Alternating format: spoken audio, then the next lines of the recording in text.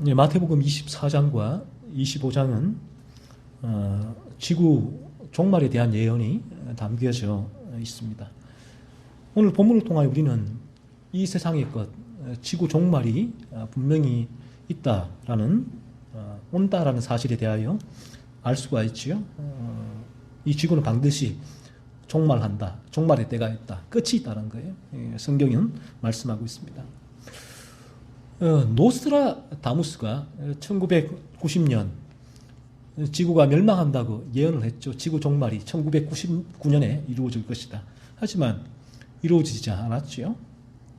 그리고 2025년 지구가 멸망한다고 말하는 예언가들도 지금 종종 있고, 또 지구 멸망에 관련된 영화도 상당수가 찾아보시면 지금 제작이 되었습니다. 예수님은 이 지구 종말, 그들이 말하고 있는 지구의 종말, 끝에 대하여 이렇게 말씀하십니다. 마태복음 24장 14절에 보시면 이 천국 복음이 모든 민족에게 정언되기 위하여 온 세상에 전파되리니 그제야 끝이 오리라. 천국 복음이 다 전파되고 끝이 온다라는 거죠. 끝이 온다. 즉 지구의 종말은 반드시 온다는 것입니다. 언젠가는 이 지구는 반드시 종말을 맞이하게 되어 있다라고 우리 주님, 이 성경의 진리는 말씀하고 있습니다. 그리고 이 지구 종말에 대하여 마태복음 24장 36절에서는 이렇게 말씀하십니다. 그러나 그 날과 그 때는 아무도 모르나니 하늘의 천사들도 아들도 모르고 오직 아버지만 아시느니라. 그 날과 그 때는 아무도 모른다. 심지어는 천사들도, 주님 자신도 모른다는 거예요. 오직 하나님 아버지만 아신다라고 말씀을 하셨습니다. 그러면 이렇게 되지요. 우리가 성경의 진리를 통하여 언젠가 이 지구는 종말한다. 지구의 종말은 오지만 그날이 오늘이 될지, 내일이 될지, 10년 후가 될지, 100년 후가 될지는 아무도 알지 못한다. 오직 하나님 아버지만 아신다는 거예요. 그러면 오늘날 우리가 이 성경 진리를 통하여 이 지구의 종말을 예언하는 사람들은 다 거짓말쟁이다라고 보시면 되죠. 그래서 이런 이 종말에 대한 기독교 진리죠. 있기 때문에 이게 또 하나의 교리예요. 종말론이 교리잖아요. 왜? 교리는 성경에서 추출된 이제 진리니까요. 그래서 기독교에서도 이 종말론을 강조하고 지금도 종말론에 심취한 이들이 상당히 많이 있습니다. 마치 이들은 지금도 오늘도 이렇게 이 주일 예배에도 선포할 거예요. 마치 종말이 곧 올 것처럼 종말을 준비하라라고 외치며 사람들을 이 종말론으로 위협하고 급박해서 그렇게 기독교인의 삶을 살게 하고 심지어는 그 재산을 강탈해가는 그런 수단으로 삼습니다. 현재도 이러한 시한부 종말론자들이 거짓된 기독교를 얼마나 퍼뜨리고 있는지 몰라요. 참된 진리를 전하는 이 기독교에 해악이 되는 자들입니다. 1992년도경에 한국교회에도 이 시한부 종말론이 휩쓸던 때가 있었습니다. 이런 성경의 종말의 교리가 있기 때문에 이 종말의 교리를 성경 전체가 입증하지 않는 요 부분만 빼서 이 교리를 강조하면 이단이 되는 거예요. 그래서 이 전체의 교리가, 이 우리가 종말론에 대해서 말을 할 때, 이 성경의 전체의 교리를 가지고 이 종말이 입증될 때는 건전한, 건강한, 이 부분이 개혁주의 교리라고 하지만 이 단지 종말이 있구나. 성경의 종말을 가지고 시한부 종말론, 성경이 입증되지 않아요.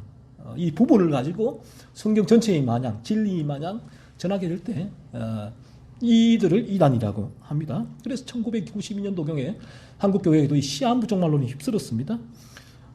잘 아시다시피 이장님의 다미선교회가 대표적이었죠. 이 다미선교회가 4년 만에 전국 92개 지부와 해외 40여 개 지부가 세워졌고요. 1992년 10월 28일 종말이 온다고 믿고 D-Day로 말한 거예요. 그날 1992년 10월 28일 그래서 이들은 생업을 포기했죠. 그 신도들은. 그리고 전 재산을 교회에 다 바쳤습니다. 그리고 종말이 온다는 1992년 10월 28일. 여러분 그 TV로 한번 다 보셨을 거예요. 이제 보셨으면 흰 옷을 입고 미친 듯이 찬송하고 있죠. 막 펄쩍펄쩍 뛰면서 찬송을 하고 유언장도 쓰고 옷들을 다 태웠어요. 왜? 그날 휴거, 종말이니까 우리는 휴거한다, 하늘 올라간다 고 믿었으니까. 그런데 어땠습니까? 12시 땡 쳤는데 밤 12시 휴거가 일어나지 않았단 말이에요. 그리고 정작 다미성교회의 그 대표 이장님은 그날 밤 11시에 잠자리에 들었습니다. 이 웃기는 일이죠. 자기조차도 그날 종말을 믿지 않았다는 거예요. 이 이장님이가 그 당시 보유하고 있던 현금, 그 교인들은 재산, 전 재산 다 팔고 교회에 다 헌납하고 옷까지도 다 태우고 다 생업도 포기하고 그날 휴거를 기다리고 있었는데 정작 이 이장님은 그날 밤 11시에 잠자리에 들었고 그가 그때 가지고 있었던 현금만 해도 30억이 넘었다고 해요.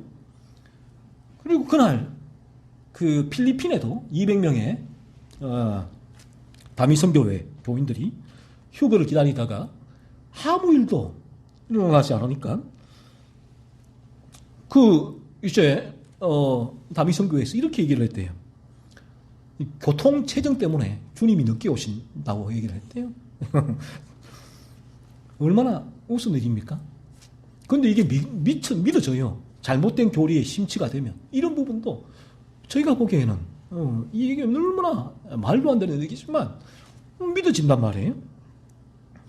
성경에서 추출한, 한 부분에서 추출한 종말론 교리지만 성경 전체를 통하여서 입증되지 않은 교리가 얼마나 무섭고 우스꽝스러운 결말을 가져오는지를 다시 한번 확인하게 됩니다. 그래서 저희가 이 청교도들이 전하는 중생론이 이 개혁주의 교리라가 라이기 말했듯이 가장 성경에 근접한 교리라는 부분이 이런 의미예요. 이 교리가 성경에서 추출한 교리가 성경 전반을 통하여 입증된 교리이기 때문에 그런 교리입니다. 그리고 종말론에 대해서 기독교 포털뉴스에서 이렇게 얘기를 합니다. 기사가 이렇게 났습니다.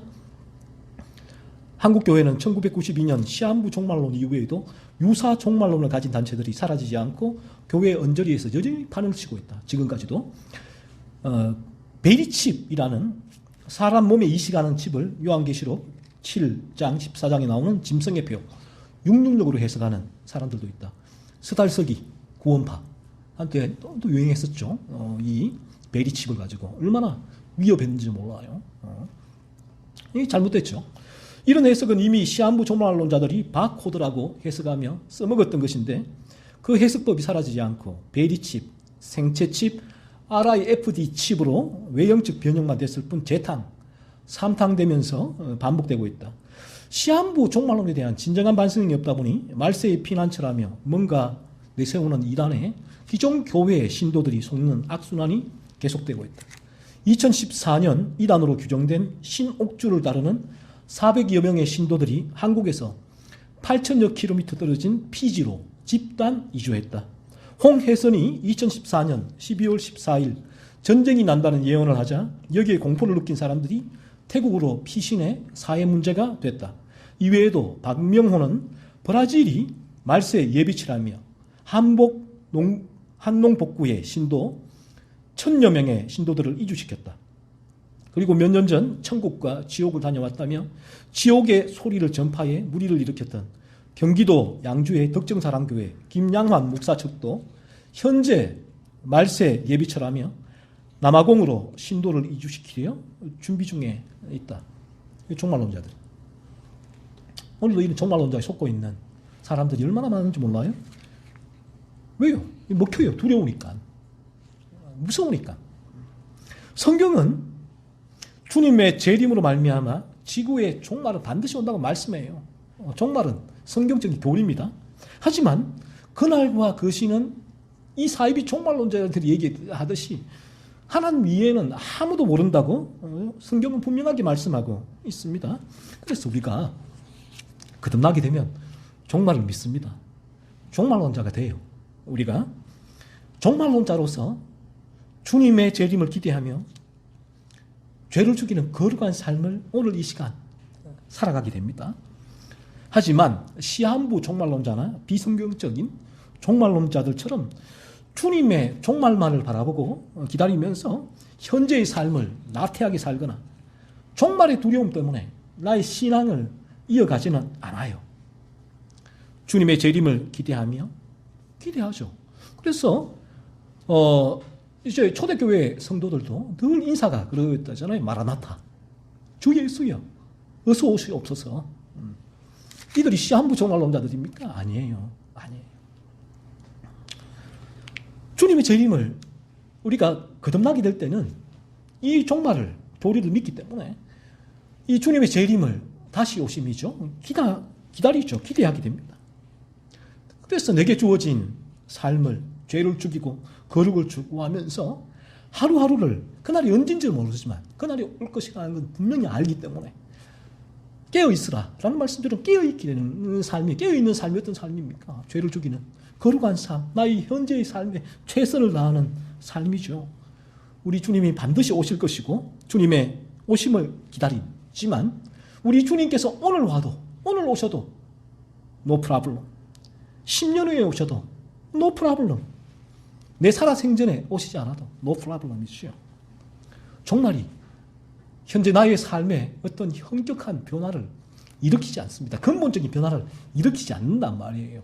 내 안에 근본적인 변화가 일어났기 때문에 종말을 바라볼 뿐이지, 오늘날 종말론자들은 종말을 통하여서 근본적인 변화를 일으키려고 해요.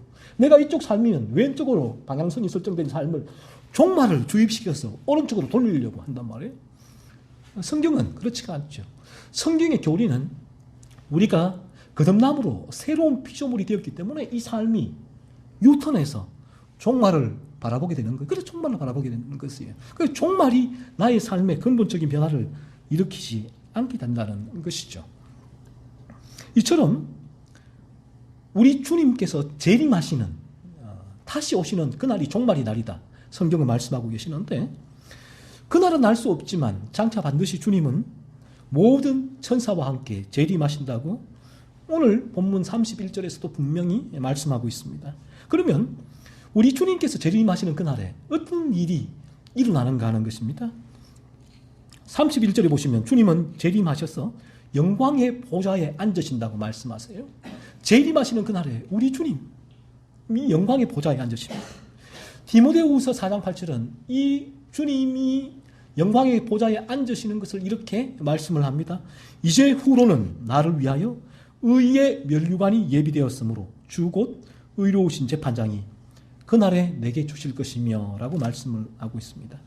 주님이 다시 오실 때 영광의 보좌에 앉으신다는 말씀은 주님이 우리의 재판장이 되셔서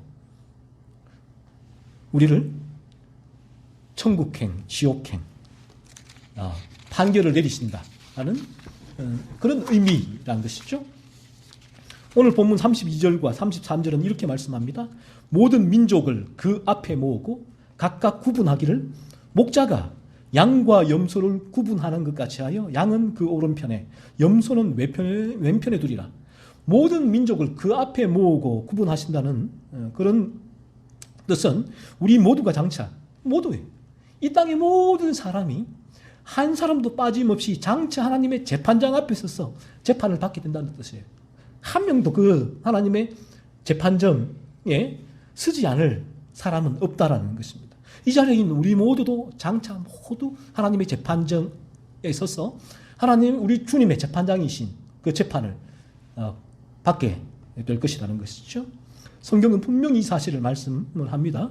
이 자리에 있는 우리 모두는 장차 이러한 재판장이신 주님으로부터 최종 우리의 영원한 거할 그 나라에 대한 선고를 받게 될 것이라는 것이죠. 성경은 이렇게 말씀을 합니다. 성경을 통해서 볼 때에 우리가 주님이 재림하시기 전에 죽으면 그러면 어떻게 하는 것이죠?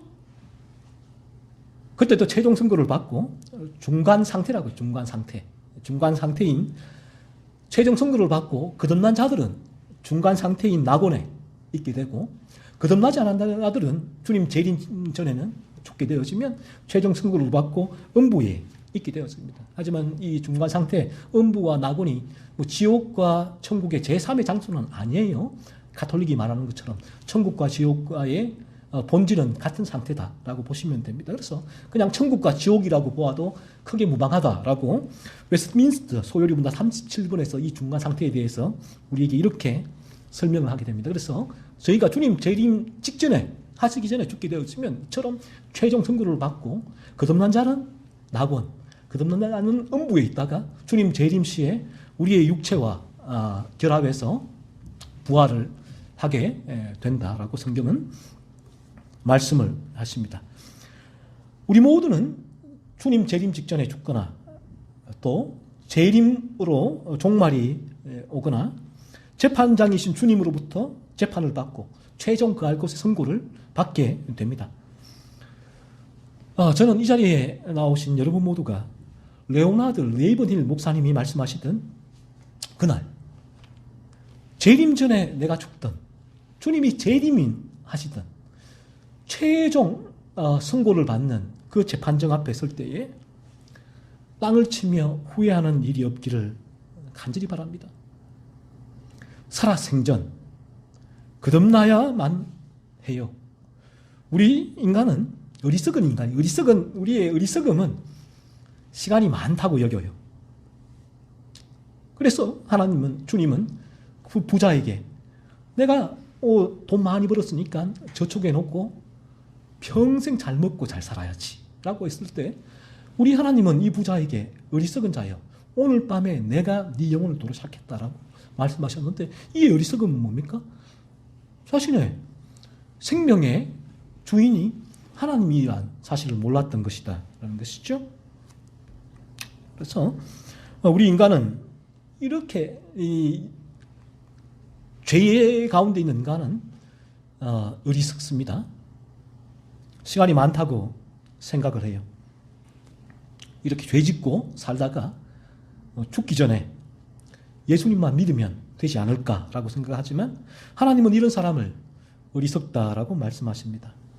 우리 하나님은 오늘 당장 내 생명을 취해 가실 수 있는 우리 생명의 주권자이기 때문에 그렇습니다. 만약 하나님께서 오늘 우리의 생명을 취해 가시면 더 이상 우리는 주님께로 나아갈 기회가 없습니다. 거듭날 수 있는 기회가 없다는 것이죠. 여러분의 생명이 오늘 다할 수가 있고 아무리 건강해도 내 생명이 다하거나 오늘 주님이 재림하실 수가 있습니다. 성경의 말세는 언제입니까? 주님이 부활하셔서 승천하신 그날부터 성경은 말세라고 얘기를 해요. 그러니까 언제 종말이 올지를 모른다는 거예요. 말세이기 때문에. 오늘 잠시 뒤에 주님이 오실 수도 있다는 거예요. 그러면 우리 모두는 거룩하신 하나님의 재판정에 있어서 재판장이신 주님의 판결을 받아야 합니다. 우리 주님은 그 모든 민족을 그 앞에 모으신다고 말씀하셨지요. 우리 모두는 한 사람도 빠짐없이 재판장이신 주님이 판결을 받아야만 합니다. 그러므로 지금이라도 늦지 않았습니다. 간절히 여러분에게 촉구를 드립니다. 여러분의 죄를 살피십시오. 늦지 않았습니다. 죄가 느껴지지 않는다고 하나님께 고백하고 기도하십시오. 그리고 죄가 미워지지 않는다면 이 죄가 미워지게 해달라고 기도하십시오. 그렇게 기도하면 여러분의 죄를 살피십시오. 긍휼 많으신 하나님은 진리죠. 이 진리 가운데 간구하는 여러분의 기도를 외면하지 않으실 것입니다. 성령을 보내셔서 여러분이 여러분의 죄를 찾아내게 하시고 죄에 대한 미움의 감정을 일으켜 주실 것입니다. 그리고 마침내 여러분이 내 안에 있는 내가 범하는 정말 자그마한 죄도 내가 이길 수 없는 존재라는 그 사실을 깨닫게 해주실 것입니다. 내가 이 죄에 얼마나 무력한 존재인지를 하나님께서 깨닫게 해주실 것이고, 그래서 여러분을 그러한 상태, 죄의 지배, 죄가 지배하기 때문에 내가 조그만 죄도 이길 수 없는 무력한 존재. 그 상태에서 여러분을 건져주시기 위하여 십자가에서 죽으신 예수님께로 여러분을 인도하실 것입니다. 이처럼 우리 주님을 믿게 되면, 거듭나게 되면, 이렇게 거듭나게 되어지면 죽음과 종말이 두렵지 않습니다. 물론 죄의 유혹으로, 연약함으로, 때로는 두려운 마음이 오기도 하지만 우리의 죽음과 종말에 대한 방향성은 이미 변화된 방향성이다라는 거예요. 그래서 두렵지가 않게 됩니다. 그날 우리는 지옥이 아닌 천국의 최종 선고를 받게 될 것입니다. 저 영원한 천국에서 우리 모두가 다시 만나 영원히 함께 하나님을 찬양하며 그 거룩의 기쁨이에요. 거룩이 얼마나 기쁨인지 못 봐요. 그 기쁨과 그 희락을 누리며 살아가게 될 것입니다. 우리의 죄 때문에 이 땅 가운데 누리는 쾌락이 있잖아요. 내가 도박이 얼마나 쾌락이 있습니까? 얼마나 이 땅에 그들이 즐겁습니까? 거듭나게 되어질 때는 그 거룩은 이러한 즐거움과는 비교할 수 없습니다. 우리의 근본적인, 우리 인간이 바른 하나님과의 관계성이 될 때 거룩하신 하나님, 내가 거룩하니 너희도 거룩하라는 하나님 말씀처럼 거룩한 존재가 될 때에 그 거룩이 이루어질 때의 기쁨이 있는데, 그 놀라운 기쁨, 이 세상의 기쁨과 비교할 수 없는 그 기쁨이 영원히 천국에서 이어지게 될 것입니다. 하지만 이런 기쁨을 모르는 이들이 천국에 간다면 그 천국은 그들에게 정말 무료한 곳이, 지루한 곳이, 고통스러운 곳이 되고 말 것입니다. 재판장이신 주님의 최종 선고로 말미암아 우리의 영원한 운명이 결정되는데, 33절에서 주님은 양과 염소를 구분하여 양은 그 오른편에 염소는 왼편에 두겠다고 말씀을 합니다. 성경은 여러 가지 비유로 말씀하시죠. 우리의 변화된 본성을 양으로 표현하고, 때로는 변화되지 않은 본성을 이리로 비유를 하는데, 오늘은 염소로 이 본문에서는 비유를 합니다. 그럼 양은 누군가 하죠? 양은 예수님께서 양은 오른편에, 염소는 왼편에 두는데, 오른편에 두신 양은 누군가 했을 때 양은 거듭난 자입니다. 34절에서 임금이 그 오른편에 있는 자들에게 이르시되 내 아버지께 복받을 자들이여 라고 말씀을 합니다. 오른편에 있는 양은 아버지 하나님께 복받을 자들입니다. 그리고 37절, 46절에는 의인들이라고 지칭을 하죠. 의로운 사람들, 즉 거룩한 사람들이라는 말입니다. 죄의 지배에서 건진받아서 죄를 죽이는 거룩한 삶을, 거룩한 삶의 방향성, 거룩한 기질이 생겨서 그 삶을 살아가는 자들이라는 말입니다. 따라서 예수님께서 오른편으로 분류한 양들은 거듭난 자들을 말합니다. 그리고 오늘 이 본문에서 이러한 거듭난 양들의 많은 특징 중에 하나가 35절, 40절에서 말씀하듯이 연약한 형제를 향한 도움의 손길을 베푸는 자들이라고 말씀을 해요. 거듭난 자들은 그 마음에 이 세상에 약자를 향한 긍휼한 마음을 가지게 된다는 의미예요. 지극히 작은 자에게 그들은 이러한 긍휼한 마음을 안고 도움의 손길, 지극히 작은 자에게 베푸는 자들이라는 것이죠. 예수님을 참되게 믿어 거듭나게 되어 양이 되면 양의 두인이 나오게 돼요. 양에게 염소처럼 살아라, 이리처럼 살아라 라고 양에게 아무리 얘기를 해도 너 세상에서 이리처럼 살지 않으면 살 수가 없어. 세상은 위험한 곳이야. 이리처럼 너가 그런 강한 사람이 되어야 돼 라고 아무리 양에게 가르쳐도 양은 양이니까 양의 두인, 양처럼 살 수밖에 없게 되는 것이죠.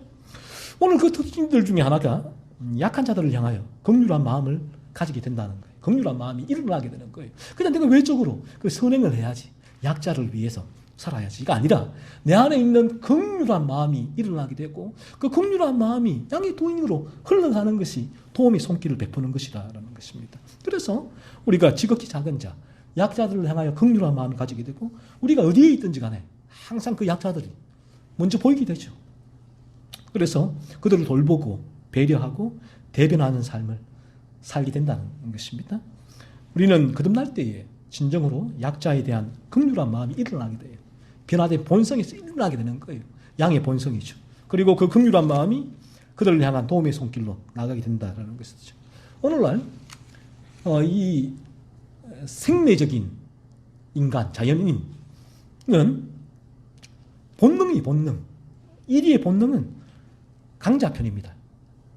어쩔 수가 없어요. 생존을 위해서 강자에게 붙어 있어요. 하지만 생존할 수 있기 때문에. 이게 탐욕이죠. 왜 오늘날 일반인들도 무전유죄라고 말을 합니까? 이 세상은 부자의 편이에요. 권력의 편이에요. 하지만 거듭난 자는 그렇지가 않아요. 부자의 편도 아니에요. 권력자의 편도 아니에요. 거듭난 자는 세상에서 소외받는 자의 약자의 편에 서게 되죠. 긍휼한 마음이 그를 향하여 일어나기 때문에 그런 것입니다. 그로 인하여 내가 어떠한 손해를 보더라도 불이익을 보더라도 나는 그를 마음에 늘 담고 그를 향한 긍휼한 마음이 여러 가지 도움의 손길로 이제 베풀어지게 되는 것입니다. 오늘날 인권 운동가들이 많죠. 인권 변호사들도 많고 인권 운동을 하면서 오히려 그 단체에서 공금 횡령을 하고 성범죄를 저지르고 이러한 온갖 비리를 저지르는 아이러니가 왜 발생합니까? 그 이유가 바로 일반 은총에 기하여 인권 운동을 하는 인간의 한계예요. 인간의 죄성이란 말이에요. 인간이 일반 은총에 의해서 양심의 근거에서 교육에 의해서 약자를 대변해야지. 그래서 인권 변호사의 길로 가지만 그는 여전히 죄성이기 때문에 그러므로 본인이 여성들의 그런 인권을 위해서 그렇게 많은 일을 하는데 성범죄를 저지르는 이런 도무지 세상이 바라볼 때 이해 안 되는 아이러니한 일이 발생한다는 거예요. 왜 그런가? 이 죄성이라는 것이죠. 그래서 이게 무슨 말인가 하면 인간은 거듭날 때만 진정으로 그 마음에서 나와요. 내가 겉으로 딴 사람 보니까 약자, 돌보는 척, 위하는 척, 따뜻한 말하는 척 그렇지가 않아요. 내 마음이 진심으로 긍휼히 마음이 일어나니까 그를 위하여 기도하게 되죠. 같이 아파하게 되죠. 아이고 한숨을 쉬게 되죠. 그리고 도움의 손길을 또 베풀게 되죠. 이러한 삶이 우리 안에 거듭날 때 탐욕이 죽기에 가능한 삶이라는 거죠. 그래서 우리 주님께서 오른편에 있는 거듭난 자들, 양이죠. 양들. 만약에 이 말씀을 이러한 부분을 성경 전체로 입장하지 않고 이 부분만 쏙 빼서 거듭남의 증거로 내세우면 어떻게 됩니까? 행위구원이 되죠. 행위구원. 여러분의 거듭남은 여러분이 삶 가운데 얼마나 많은 연약한 자들을 도왔느냐 그 횟수, 분량에 의해 결정될 거예요. 가톨릭이 왜 그렇게 공로를 강조합니까? 선행을. 바로 이런 부분이에요. 그래서 이제 로트 시대에도 그들이 그렇게 했잖아요. 면죄부에 동전이 딸랑 튈 때에 내 영혼이 연옥에서 천국으로 튀어 올라간다라고 얘기를 하잖아요. 그래서 가톨릭이 끊임없이 면죄부를 얻기 위해 선행을 했죠. 이 말씀 동일해요. 이 말씀도 거듭난 자의 변화된 본성에서 우러나오는 부잉으로 이 말씀을 보지 못한다면 이 말씀은 단지 여러분의 행위를 가지고 마지막 날 하나님께서 얼마나 많이 선행을 베풀었느냐 라는 그러한 기준으로 여러분의 천국과 지옥 행위 결정이 되는 말씀이죠. 그렇지 않아요. 이 말씀. 그래서 성경의 교리가 건강한 교리가 중요한 이유가 여기에 있는 것입니다. 이 말씀은 거듭난 자에게서 자연스럽게 일어나는 도인이구나. 그 수많은 도인이 있잖아요. 성경에서는 죄를 죽이는 도인 그리고 이러한 약자들을 향한 도움의 손길을 베푸는 도인 수많은 도인이 일어나게 되는데 그 도인이 어떻게 시작되느냐 했을 때에 내 안에 변화된 본성에서 일어난다는 거예요. 내 마음에서 일어나는 도잉으로 말씀을 하죠. 그래서 우리가 거듭나게 되어지면 이 도잉은 거듭난 자의 도잉이라는 것입니다. 그래서 마틴 루터는 당시 가톨릭 공로 사상을 강조하는 가톨릭에 대항해서 이신칭이 믿음으로만 구원을 얻는다라고 이 교리를 강조하면서 야고보서를 그래서 지푸라기 서신이다라고 얘기를 했잖아요. 왜냐? 행위 구원으로 오해될 수 있기 때문에 야고보서가 행함이 없는 믿음은 죽은 것이다 라고 했기 때문에 그래서 루터는 야고보서를 그렇게 볼품없는 빼버렸죠. 그렇게 취급을 했는데 하지만 이 야고보서는 뭐냐? 이 청교도들 개혁주의 이 성경의 교리를 볼 때 이 야고보서는 로마서 1장에서 11장이죠. 를 통해서 이 자신의 죄성을 깨닫고 그리스도를 믿고 거듭난 일을 하는 자연스러운 도인이다. 동전의 앞뒷면과 같다는 것이죠. 그래서 마지막 날 하나님께서 심판대에서 우리의 선과 악의 행위를 보고 우리를 최종 그 선고를 내리시겠다라는 말씀, 바로 그런 의미예요. 우리가 참되게 거듭나게 되어지면 우리에게는 거듭남으로 말미암아 따라오게 되어지는 양의 본성에서 나오는 두인이 있어지게 된다. 그래서 끊임없이 거듭나게 되어지면 죄를 살피게 돼요. 죄를 죽이죠. 죄가 죽으니까 이 부분이 거룩한 삶으로 이어지게 되는 이 삶을 얘기하는 거예요. 단지 우리 안에 이러한 변화된 본성이 없음에도 불구하고 우리가 외적으로 바리새인처럼 그런 선을 행하는 그 삶을 의미하는 것이 아니다라는 것입니다. 그래서 산상수훈의 로이 존스 그 책을 제가 지금 다시 이제 읽고 있는데 얼마나 감격스러운지 몰라요. 그렇구나. 다시 이 진리가 그 로이 존스 그 말씀을 거기서 끊임없이 얘기를 하시죠. 산상수훈이 뭐냐? 산상수훈은 단순히 인간의 외적인 삶을 개선해서 이 세상에 평화가 온다라는, 천국이 온다, 유토피아가 온다라는 말씀이 아니라는 거예요. 산상수훈은 변화된 거듭난 자의 본성에서 우러나오는 두인일 뿐이다 라는 것이죠. 똑같은 의미죠. 그러면 염소는 누군가? 염소는 거듭나지 않은 자입니다. 예수님은 41절에서 염소를 저주받은 자들이라고 부르고 있습니다. 거듭나지 않은 자를 요한복음 8장 44절에서 이렇게 얘기를 합니다. 이게 성경이 보는 진리예요.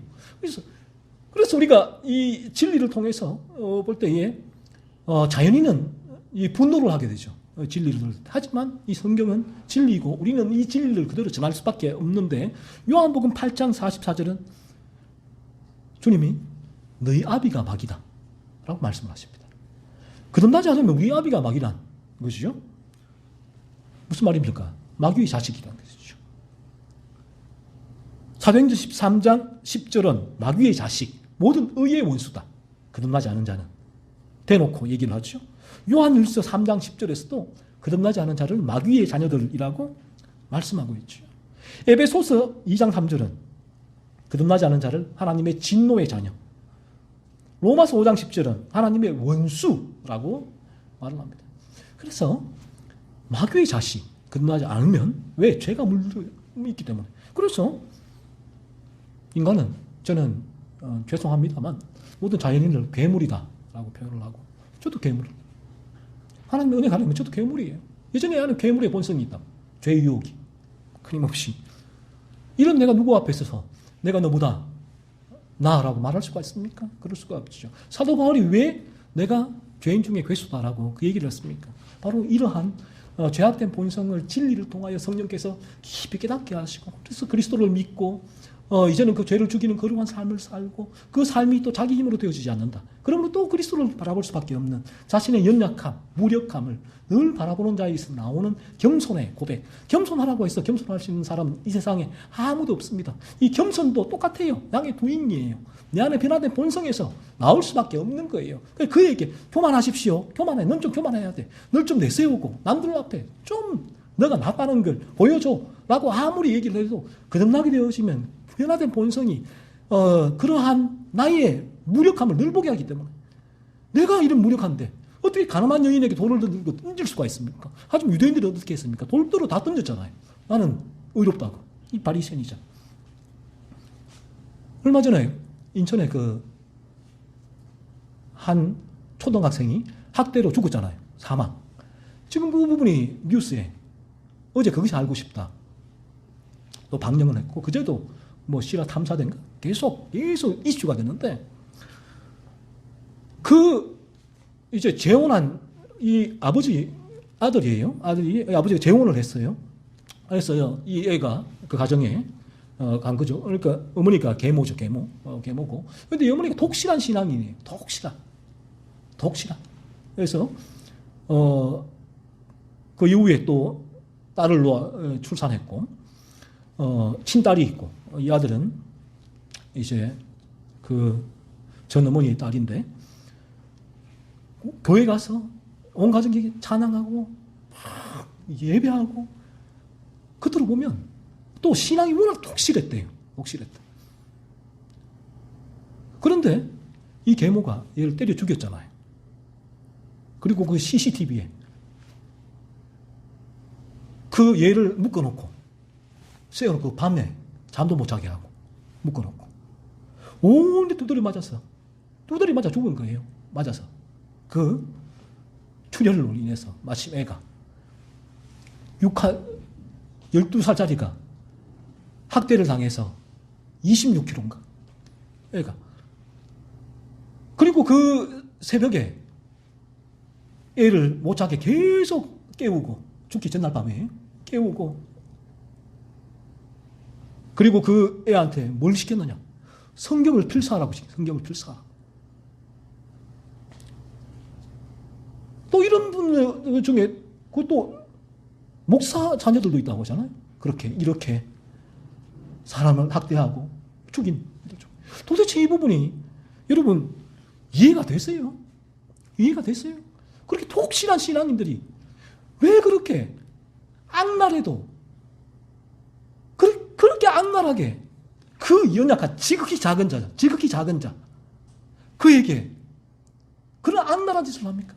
모든 심부름은 일은 얘 다 시키고 자기의 분노를 얘를 폭행하면서 다 풀고 그 수위는 점점 높아져가고 마침내 애가 학교도 보내지 않고 죽음에 이르기까지.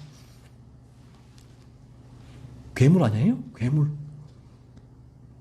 괴물이잖아요. 마귀의 자식이잖아요. 성경은 말씀합니다. 그래서 일반 은총이 없으면 우리 인간은 아무리 내가 나는 고등교육을 받았어. 나는 교회의 직분이 뭐야. 나는 목사야. 아무리 자기를 내세워도 인간은 괴물이에요. 제가 늘 말씀드리죠. 인간은 어떤 죄를 범할지 모르는 존재가 거듭나지 않은 존재, 인간이다. 거듭난 존재는 비로소 그 죄를 살핍니다. 만약에 그 계모가 거듭났더라면 그 교회에서 참 진리를 통해서 그 영혼이 거듭났더라면 이 애를 어떻게 했을까요? 지극히 작은 자, 오늘 주님의 말씀 어떻게 했을까요? 더 먹이려고 했고 더 내 애가 아니어서 내 안에 드러나는 그런 불만, 부정적인 마음들, 이거 죄야. 말하면 죽이기. 자기 딸과 똑같이 아니면 더 많은 사랑으로 얘를 돌보았겠죠. 하지만 죄가 그 거듭나지 않은 그 죄의 본성이 이 연약한 지극히 작은 아이 하나를 죽음으로 내몰아치잖아요. 이것이 거듭나지 않은 자는 왜냐하면 탐욕을 채워야 살아가기 때문에 그래요. 그래서 탐욕이 채워지지 않으면 살아갈 수 없기 때문에 이렇게 자기 탐욕을 채우면 살아가게 된다는 것이죠. 자, 그러면 이처럼 거듭난 양들과 거듭나지 않은 염소들이 영원히 거하게 되는 것은 어떤 곳입니까? 33절에 보시면 양은 오른편에 두겠다고 주님은 말씀하십니다. 오른편은 34절에 보시면 창세로부터 그들을 위하여 예비된 나라. 그리고 46절은 영생이라고 말합니다. 창세로부터 그들을 위하여 예비된 나라, 영생은 천국이죠. 죄가 없는 온전한 거룩이 이루어지는 천국에서 거듭난 양들은 그곳에 거하게 될 것입니다. 우리가 거듭나게 되어지면 우리를 위하여 창세전에 예비된 그 영생이 이루어지는 그 영원한 천국에 우리 모두가 거하게 되고 그날 이 설교를 듣던 여러분들 그 진리 가운데 반응하고 그래서 죄를 살피고 예수 그리스도를 믿은 여러분들 장차 우리 모두는 저 영원한 천국에서 제외하게 될 거예요. 그날 저는 이 자리에 있는 여러분들 한 분도 빠짐없이 다 그날 뵙기를 원합니다. 33절에 염소는 왼편에 두시겠다라고 말씀을 하시죠. 왼편은 41절에 보시면 나를 떠나 마귀와 그 사자들을 위하여 예비된 영원한 불. 46절에는 영벌이라고 말씀을 하십니다. 그곳은 지옥입니다. 지옥은 나를 떠나 주님이 계시지 않는 곳이라는 것입니다. 거듭난 자들은 주님을 사랑하고 주님을 흠모하며 주님과 영원히 그날을 사모하게 되며 장차 그 천국에서 그 주님과 더불어 영원히 살아가게 될 것이지만 거듭나지 않은 자들은 주님을 사랑하지 않아요. 주님과 영원히 살게 될 그날에 아무런 관심이 없단 말이에요. 그렇게 살아가는 거예요. 마지막 심판날 지옥의 선고를 받고 주님이 없는 그곳에서 영원히 살아가게 될 것입니다. 이것이 영벌이다. 영벌. 벌이란 그 벌. 영벌. 그 벌이 이 땅에서는 우리가 잘못하면 내가 죄를 지으면 벌을 받으면 돼요. 감옥에 갔다 오면 그걸로 이제 다 이제 해벌이 되죠. 받게 되면. 하지만 성경은 말씀하십니다. 거듭나지 않으면 영벌이다. 영벌. 영원한 벌이다. 거기서는 잠깐 내가 고통받고 다시 예수를 믿겠습니다라고 해서 거듭나서 다시 영생 천국으로 올 수 없다라는 것입니다. 그것은 마귀와 그 사자들을 위하여 예비된 영원한 불이 타오르는 곳이다. 것이죠. 그곳에서 영원토록 고통받으며 살아가게 될 것이다라고 성경은 말씀하십니다. 다시 한번 절박함과 긴박함으로 여러분에게 촉구합니다. 이러한 지옥에 들어가지 않기를 바랍니다. 영원한 천국에서 다시 만나기를 소원합니다. 하나님 우리 지혜를 주시기를 원해요. 이 시간 진리를 통하여 우리 인생이 얼마나 짧은 것인가를 각각 깨달아지기를 소원합니다. 지금 이 교회에서 이러한 진리를 들었는데 영원한 천국에서 만나지 못하고 여러분이 지옥에서 고통받게 된다면 그러한 생각만으로도 저를 너무나 힘들고 고통스럽게 합니다. 부디 이 말씀을 듣고 우리 주님께로 나와 주님을 믿으시기 바라요. 우리 주님을 믿기 위하여 먼저 해야 될 일이 뭡니까? 로이 존스 목사님도 산상수훈에서 우리에게 심령이 가난해지고 애통해지기 위하여 해야 될 먼저 일은 죄를 살피는 일이다 라고 얘기를 하죠. 그 죄에 대한 깨달음이 없이는 어느 누구도 예수께 나올 수 없다라고 말을 해요. 이 청교도 성경적인 중생론이다 라는 것입니다. 여러분에게 죄가 미워지는 일이 일어나기를 바랍니다. 죄가 미워지니까 죄에서 벗어나기 위하여 몸부림을 치게 되죠. 그러한 일이 여러분에게 일어나서 내가 아무리 몸부림을 쳐도 몸부림을 치면 칠수록 더 늪에 빠져나오려고 몸부림을 치면 칠수록 늪에 빠지게 되어 있단 말이에요. 죄가 그래요. 죄의 늪이에요. 여러분이 죄가 미워져서 죄에서 벗어나기 위하여 몸부림을 치면 칠수록 죄에 빠지게 되는 여러분의 몸부림이 여러분이 죄에 대한 무력함을 입증해 주는 것이죠. 그래서 내 힘으로는 이러한 죄의 늪에서 빠져나올 수 없구나. 그때 여러분의 무력함 속에서 한번 위를 올려보십시오. 그리스도라는 동아줄이 바로 여러분 머리 위. 이걸 사람들은 볼 수가 없어요. 늪에서 조금 빠졌을 때는 내가 빠져나올 수 있을 것 같거든요. 그래서 내가 거기서 첨벙첨벙 막 수영도 해보고 헤엄도 치고 빠져나오려고 애를 씁니다. 그런데 점점 빠지게 돼. 이게 죄각성이라는 게 일어나는 일이에요. 점점 빠지게 돼서 마침내는 숨을 쉴 수 없는 그 상태에서 고개를 들었을 때 그리스도의 동화줄, 십자가에 나를 죽으신 그리스도의 생명의 동화줄이 내 위에 내려져 있다. 그 동화줄을 붙들 때에 그 죄의 늪에서 쑥 빠져나오게 됩니다. 그래서 저는 죄의 지배에서 벗어나는 것을 이처럼 늪에서 쑥 빠져나오는 것이다 라고 비유를 들기도 합니다. 그래서 이 죄의 지배에서 그리스도를 믿음으로 쑥 빠져나오게 되어지면 이제는 그 죄가 우리를 지배하지 못해요. 우리를 압도하지 못해요. 그 죄가 유혹은 하죠. 계속 노크를 합니다. 나 옆에 와서 우는 사자처럼 위협하고 급박을 합니다. 하지만 그 죄가 나를 넘어뜨리지 못해요. 압도하지 못해요. 나를 지배해 통치하지 못해요.